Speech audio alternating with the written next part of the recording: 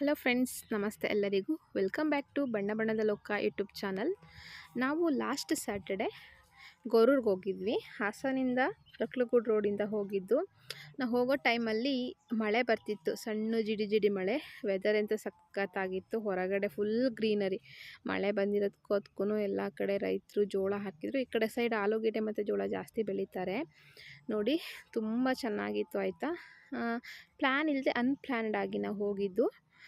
2018 ಕೂಡ ಈ ಥರ ಗೇಟ್ ಓಪನ್ ಮಾಡಿ ನೀರು ಬಿಟ್ಟಿದ್ರು, ಆವಾಗ ಹೋಗಿದ್ವಿ. ಅದಾದಮೇಲೆ ಹೋಗಿರಲಿಲ್ಲ. ಸೊ ಇವಾಗ ನಾವು ಹೋದ ಟೈಮಲ್ಲಿ ನೀರು ಬಿಟ್ಟಿದ್ದಾರೆ ಅಂತ ಎಲ್ಲ ರೀಲ್ಸು ಮತ್ತು ಹಿಂಗೆಲ್ಲ ನೋಡುವಾಗ, ವೀಡಿಯೋಸ್ ನೋಡುವಾಗ ಹೋಗ್ಬೇಕನ್ನಿಸ್ತು. ಸೊ ಹೋದ್ವಿ. ಮೇನ್ ನೋಡಿ, ಎಲ್ಲ ಗೇಟ್ ಓಪನ್ ಆಗಿತ್ತು, ನೋಡೋಕೆ ಚೆನ್ನಾಗಿತ್ತು.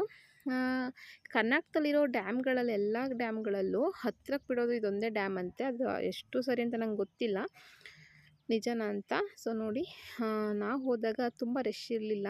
ಅಂದರೆ ನಾವು ಹೋಗಿ ವಾಪಸ್ ಹೋಗುವಾಗ ತುಂಬ ಜನ ಬರ್ತಿದ್ರು. ಇವತ್ತು ಸ್ಯಾಟರ್ಡೆ ಆಗಿತ್ತು, ಸಂಡೇ ತುಂಬ ರಶ್ ಇರುತ್ತಂತೆ. ನೋಡಿ, ಫಸ್ಟ್ ಹೋಗೋದೆಲ್ಲ ನೋಡಿ ತುಂಬ ಖುಷಿ ಆಯಿತು ಆಯಿತಾ. ಇದನ್ನು ನೋಡುವಾಗ ಹೇಮಾವತಿ ಜಲಾಶಯ ಇದಿರೋದು ಗೊರೂರಲ್ಲಿ, ಅರ್ಕಲಗೂಡು ತಾಲೂಕು.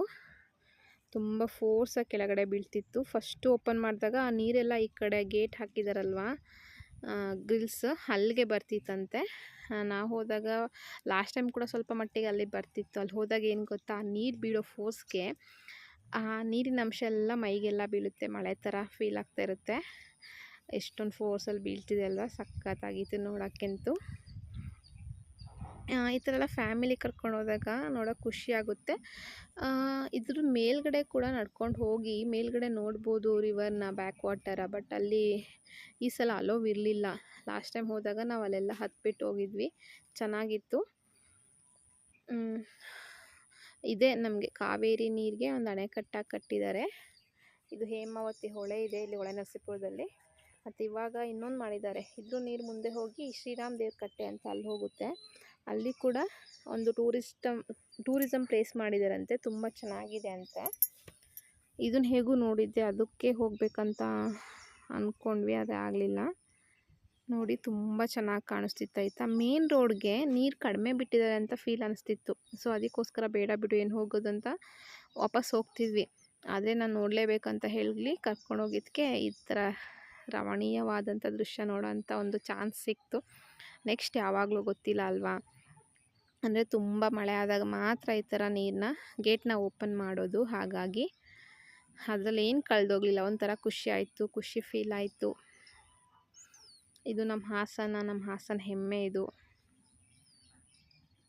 ಇಂಥವೆಲ್ಲ ನೋಡಿದಾಗ ಒಂಥರ ಖುಷಿ ಅನಿಸುತ್ತೆ. ನನ್ನ ಮಗಳಿಗೆ ಇದು ಏನಂತ ಗೊತ್ತಿಲ್ಲ, ಜೋಗ ಜಲಪಾತ ಅಂತಿದ್ರು. ಒಟ್ಟಿನಂತೂ ಸಖತ್ತಾಗಿತ್ತು ಆಯಿತಾ. ಆಲ್ಮೋಸ್ಟ್ ಹಾಸನ ಕಡೆ ಅಕ್ಕಪಕ್ಕ ಇರೋರು ಪಕ್ಕ ನೋಡಿರ್ತಾರೆ. ಇವಾಗೆಲ್ಲ ಏನು ಗರ್ಲ್ಸು ಹಾಗೆ ಫ್ಯಾಮಿಲಿ ಲೇಡೀಸ್ಗಳೆಲ್ಲ ಜಾಸ್ತಿ ಬಸ್ ಫ್ರೀ ಅಂತ ಹೋಗ್ತಾರೆ. ಮುಂಚೆ ಎಲ್ಲ ಬಸ್ ಚಾರ್ಜ್ ಕೊಟ್ಕೊಂಡು ಹೋಗ್ಬೇಕಂತ ನಿಜವಾಗ್ಲೂ ಕೆಲವು